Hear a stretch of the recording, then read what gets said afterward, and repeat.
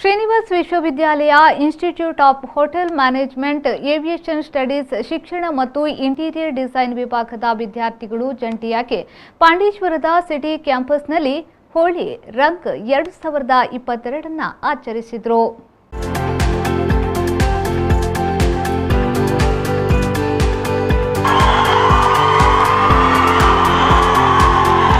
Doctor CA. Raghavendra Rao ಅವರ ಮಾರ್ಗದರ್ಶನ ಮತ್ತು ಆಶೀರ್ವಾದದಲ್ಲಿ ಉತ್ಸವ ಆಚರಿಸಲಾಯಿತು.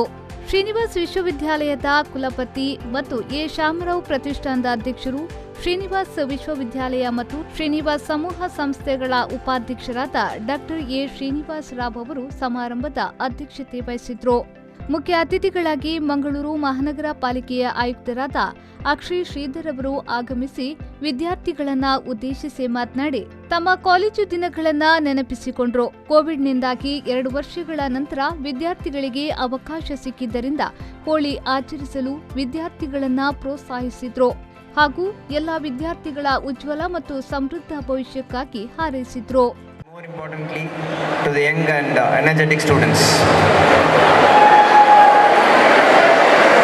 It gives me great pleasure to be back here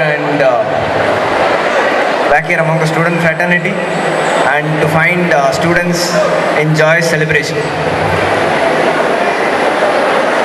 I know all of you are impatient already to begin the Holi celebrations, especially after 2 years of 2 years of living in a world where there was COVID and other issues, and to be back with your friends and to be celebrating is indeed a joyous occasion.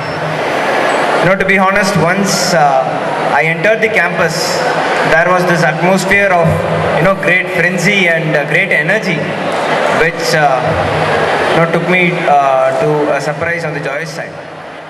Srinivas ವಿಶ್ವವಿದ್ಯಾಲಯ ಉಪಕುಲಪತಿ doctor P S. Aithal, development register doctor Ajay K J, ಡೀನ್ಗಳು, ಬೋಧಕ ಮತ್ತು ಬೋಧಕೇತರ ಅಧ್ಯಾಪಕರು ಮತ್ತು institute of hotel management aviation studies ಶಿಕ್ಷಣ ಮತ್ತು ಒಳಾಂಗಣ ವಿನ್ಯಾಸದ ವಿದ್ಯಾರ್ಥಿಗಳು ಉಪಸ್ಥಿತರಿದ್ದರು.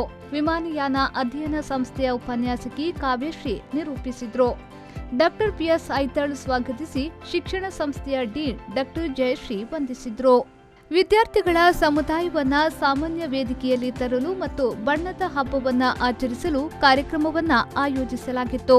ಮಳೆ ನೃತ್ಯ, ಸಾಂಸ್ಕೃತಿಕ ಕಾರ್ಯಕ್ರಮಗಳು, ಡಿಜೆ ಹಾಡುಗಳು ಮತ್ತು ಬಣ್ಣಗಳ ರೋಮಾಂಚಕ ಆಟದೊಂದಿಗೆ ಕಾರ್ಯಕ್ರಮ ಮುಕ್ತಾಯವಾಯಿತು.